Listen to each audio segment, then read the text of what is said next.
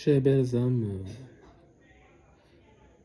j'espère que vous avez passé une très bonne journée. Si vous êtes sur le point de vous coucher, je vous souhaite d'agréables moments en soirée chez vous. Une petite vidéo pour vous parler de deux cas de belles âmes que j'ai reçus aujourd'hui. La première personne, c'est ce monsieur-là qui est venu de très loin pour rester au Cameroun, prendre soin de lui avant de repartir, qui souffrait de troubles assez chroniques, qui avait longtemps été malade et qui ne savait plus à quelle soin se vouer, qui est venu me rencontrer il y a un mois. Problème de tension artérielle qui le menace, qui avait déjà conduit à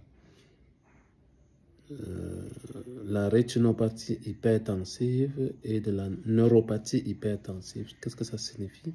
Ça veut dire qu'il commençait à avoir des troubles visuels à cause de l'hypertension artérielle, ainsi que des troubles neurologiques à cause de l'hypertension artérielle. Il avait aussi développé de l'insomnie chronique.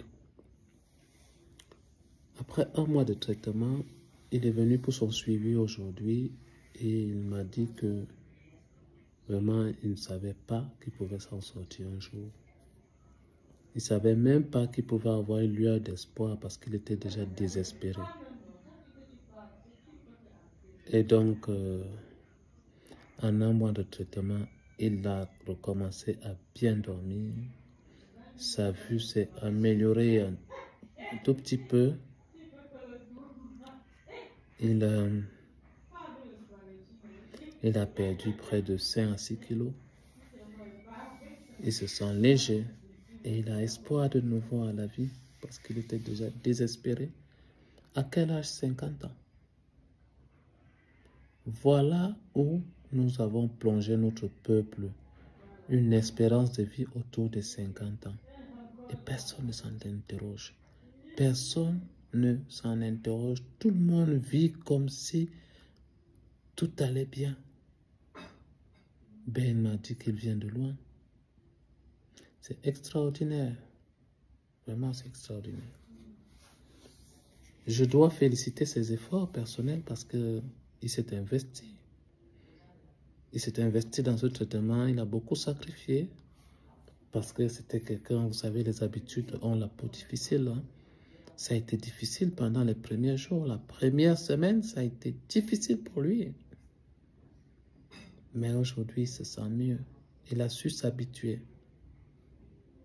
Donc, au milieu de la tourmente, au milieu de l'incertitude, votre seul cap, c'est l'espoir. Il n'y a que l'espoir.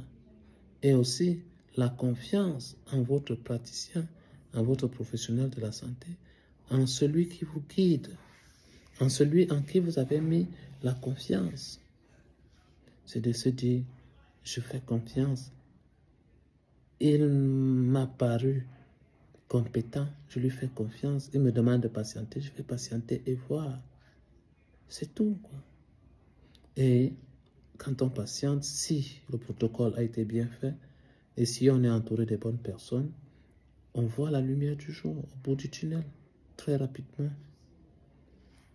Donc voilà, quoi. J'ai été très heureux de ce monsieur. Un mois de traitement, c'était une très bonne journée pour moi. C'était l'entame de la journée d'ailleurs. Donc, la deuxième personne que j'ai reçue, c'était une maman, une mère de famille, 3 enfants, dont je suis le conjoint depuis, voici 3 ans déjà à peu près, pour une maladie chronique. Maladie chronique de type Alzheimer ou Parkinson.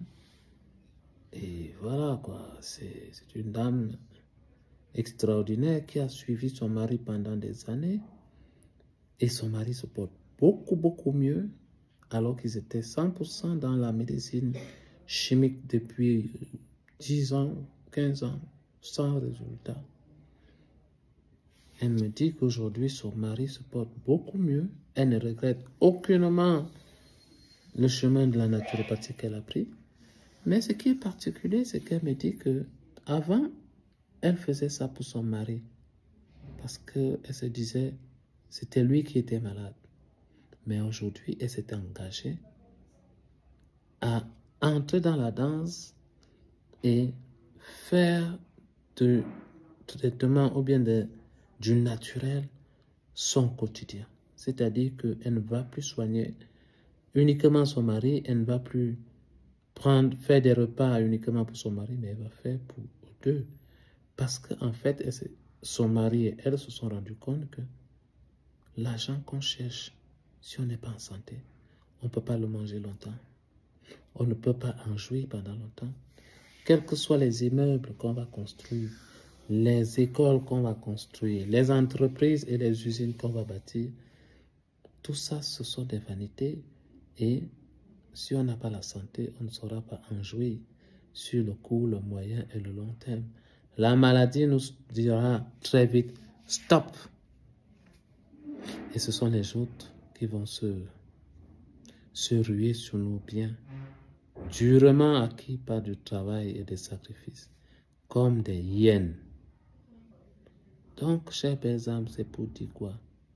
Vanité des vanités, tout est vanité. On nous trompe ici sur terre qu'il faut travailler 24 heures sur 24 pour avoir une retraite assurée, pour avoir de l'argent, alors que on s'oublie dans ce travail.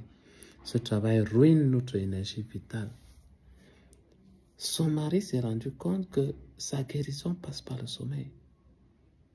Je vous l'ai toujours dit, je préfère quelqu'un qui se nourrit mal, mais qui dort beaucoup, que quelqu'un qui se nourrit bien et qui ne dort presque pas.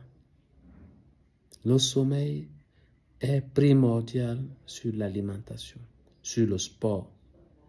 Ça m'écoeure de voir les gens se lever à 5 heures du matin pour aller faire le sport. C'est incroyable. C'est incroyable. C'est antinaturel. Donc, moi, j'ai dit à cette dame, j'ai été très ému par les paroles de cette dame. Vous savez, il n'est jamais trop tard pour changer. Jamais trop tard pour changer. Parfois, on croit qu'on sait, mais en fait, on apprend tous les jours. Il n'est jamais trop tard pour apprendre. Je voulais partager avec vous cette réflexion qui me paraît importante et qui peut aider plus d'un, je l'espère en tout cas. Merci de m'avoir écouté. Je suis Paul Nzobe, biologiste thérapeute. Au revoir.